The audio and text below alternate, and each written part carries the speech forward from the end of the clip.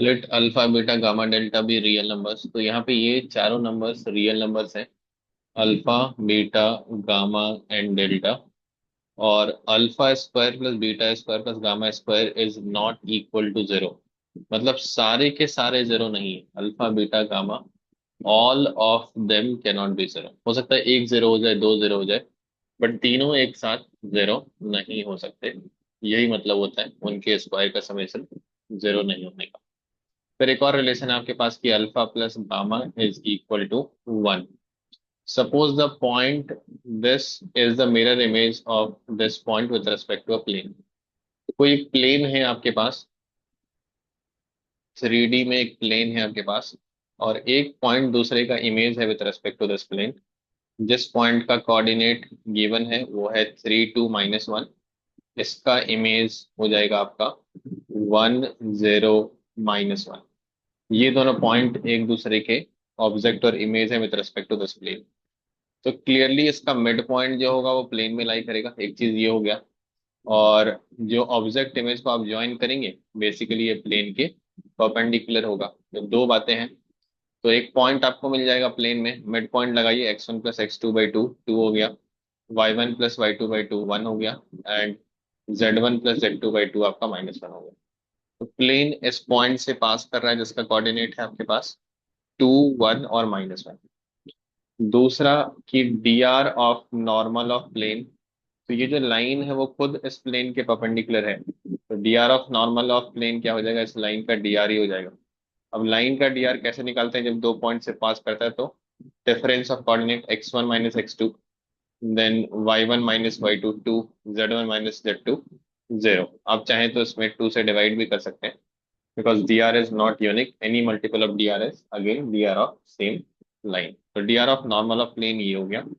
now what is the equation of normal जिसका आपको point मालूम हो, पॉइंट इज 2 1 - 1 और dr मालूम हो 1 1 0। तो that is a into x - x1 plus b into y - y1 plus c into z - z1। जहाँ पे A B C D R of normal of plane है और x1 y1 z1 उस plane पर का एक पॉइंट है। तो यहाँ पे ए बी सी क्या हो जाएगा, ए 1 हो जाएगा, बी भी आपका 1 हो गया, और सी आपका हो गया 0। तो 0 इंटू एनीथिंग इज 0, लास्ट वाला 0 लिखने की जरूरत नहीं आपको। z1 की वैल्यू x - x1 क्या हो जाएगा आपके पास, पॉइंट कौन सा है 2 1 - 1, तो x - 2 हो गया, देन y - 1 हो गया, z में तो आपका 0 है तो वो लिखने की जरूरत नहीं है। We are getting the equation as x + y = 3। तो प्लेन का इक्वेशन ये आया, और उन्होंने बोला कि प्लेन का इक्वेशन आना चाहिए alpha x plus beta y, alpha x plus beta y plus gamma z is equal to delta.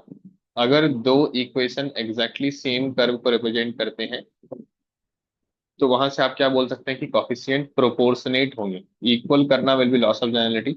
Equal हो सकता है अगर प्रोपोर्शनिटी कांस्टेंट 1 हो जाएगा। तो alpha is equal to beta by 1 is equal to z. तो यहाँ पे है नहीं तो गामा की वैल्यू 0 हो जानी चाहिए, ये तो ऑब्वियस है। और कांस्टेंट टर्म क्या है यहाँ पे, डेल्टा में 3। तो ये रिलेशन है आपके पास अल्फा बीटा डेल्टा में। एंड गामा इज क्लियरली 0, क्योंकि इस वाले में जेड का ऑप्शन नहीं है तो नीचे भी जेड का ऑप्शन नहीं होना चाहिए। तो यहाँ से आपको क्या मिल रहा है, delta is equal to 3 alpha या 3 बीटा, दोनों में से कोई एक चीज आप कर सकते हैं डिपेंडिंग अपॉन क्या इंफॉर्मेशन गिवन है आपके पास। आपके पास है alpha plus gamma is equal to 1। तो alpha plus gamma equal to 1 है, तो गामा तो 0 आ गया आपके पास पहले से, तो अल्फा भी 1 हो गया, और अल्फा 1 हो गया तो डेल्टा आपके पास 3, और बीटा आपके पास अल्फा इक्वल टू बीटा है तो बीटा 1 हो गया। अब ऑप्शन वाइज चेक कर लीजिए कौन सा ऑप्शन सही है। पहला option alpha plus beta is 2, alpha is 1 beta is 1, alpha plus beta is 2 is the right answer. Then delta minus gamma is 3। Delta की वैल्यू कितनी आई है, delta is 3 and gamma is 0, तो delta minus gamma is 3 is also right answer. And then delta plus beta is 4। Delta is 3 beta is 1, addition is 4, ये भी सही हो गया आपका। And then alpha plus beta plus gamma is equal to delta. ये check कर लेते हैं alpha plus beta plus gamma कितना हो गया आपका। अल्फा इज इक्वल टू 1 और बीटा आपके पास 1 है 2, गामा 0 है तो इधर 2 हो गया। क्या वो डेल्टा के बराबर है? नहीं, वो डेल्टा के बराबर नहीं है आपके पास। तो यहाँ से क्या रिलेशन आ रहा है? ABC आ रहा है, और आंसर इज आपको ABC गिवन है।